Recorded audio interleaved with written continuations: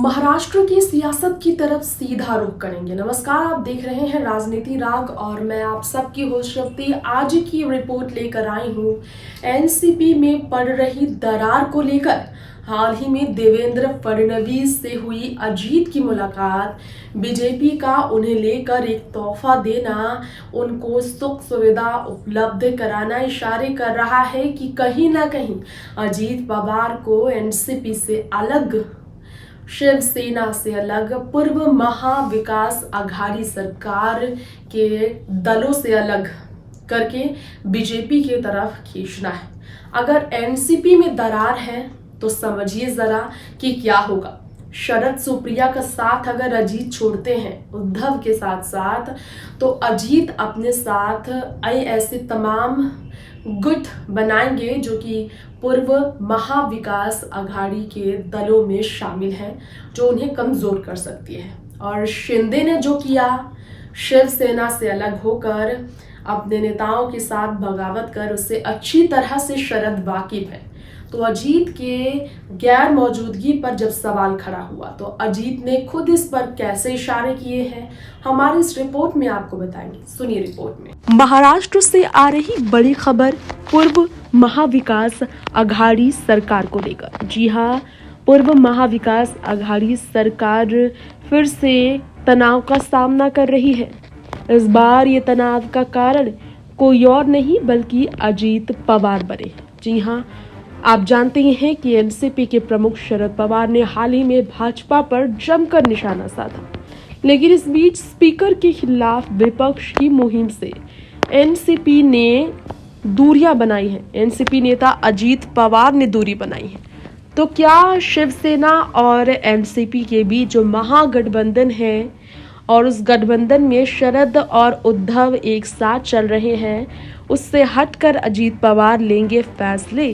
क्या अजीत छोड़ेंगे शरद पवार का साथ या फिर उद्धव और शरद के खिलाफ अजीत खोलेंगे मोर्चा? अजीत की काफी अच्छी बॉन्ड देवेंद्र फडणवीस के साथ पहले भी आपने देखी। अब इस वक्त एनसीपी नेता अजीत पवार जो मुंबई की यात्रा के लिए राज्य सरकार की ओर से एक प्लेन पा चुके हैं, ये कहा जा रहा है कि इसके पीछे का कारण ये है कि अजीत को महाविकास आघाड़ी से दूर करने की साजिशें बीजेपी में शुरू हो गई है।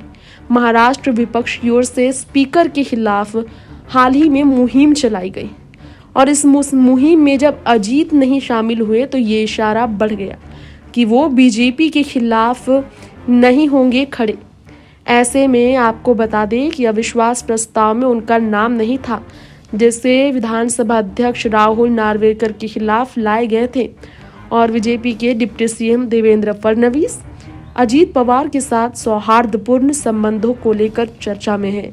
एफबीए के भीतर एक धारणा बनी है कि महाराष्ट्र सरकार ने मुंबई की यात्रा के लिए जो राज्य सरकार की ओर से उन्हें एक प्लेन दिया, वो इसलिए क्योंकि वो जल्दी अजीत को भी पूर्व महाविकास आघाड़ी से दूर कर सकते हैं। जिस तरह से एकनाथ शिंदे अपने 40 विधायकों के साथ शिवसेना से अलग हटकर बीजेपी के साथ नई सरकार बनाकर सीएम की कुर्सी संभाल रहे हैं, इससे कहीं ना कहीं अजीत के भी राजनीतिक भविष्य पर असर पड़ा है। अब हाल ही में अजीत ने इस पर कहा, मुझे अध्यक्ष के खिलाफ ऐसे किसी अविश्वास प्रस्ताव की जानकारी नहीं। मुझे पता होता तो मैं भी उस पर साइन करता, लेकिन पता है जहां तक मुझे, आप कम से कम 1 साल के लिए एक अध्यक्ष के खिलाफ अविश्वास प्रस्ताव नहीं ला सकते हैं। तो यहाँ भी शिंदे और बीजेपी के पक्ष में और पुराने एमवीए सरकार को गिराने के लिए जो नार्वेकर ने पदभार संभाला था, इसी पर टिप्पणी की है अजीत ने। इसी पर राज्य प्रमुख नाना पटोले जो कांग्रेस की तरफ से कह चुके हैं, अध्यक्ष से अपेक्षा की जाती है कि वे एक गैर पक्षपातपूर्ण तरीके से सदन का संचालन करें, विपक्ष को अपने विचार रखने का अवसर दें। नार्वेकर बीजेपी के दबाव में थी। इस तरह से अजीत पवार सदन में पर्याप्त आक्रामक नहीं रहे, जिससे सरकार को नार्वेकर के पक्षपात जैसे उपायों से दूर होने को कहा गया और ये बात अब भी खुलकर सामने आई।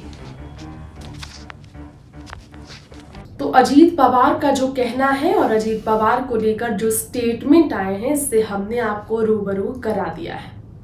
फिलहाल अब वक्त हो चला है आपसे इजाजत लेने का। फिर लौटेंगे आपके बीच ऐसी ही राजनीतिक दलों से जुड़ी बड़ी खबरें लेकर। देखते रहें तब तक के लिए हमारा ये चैनल और बाकी राजनीति से जुड़ी खबरों के लिए इस चैनल को सब्सक्राइब जरूर करें। नमस्कार।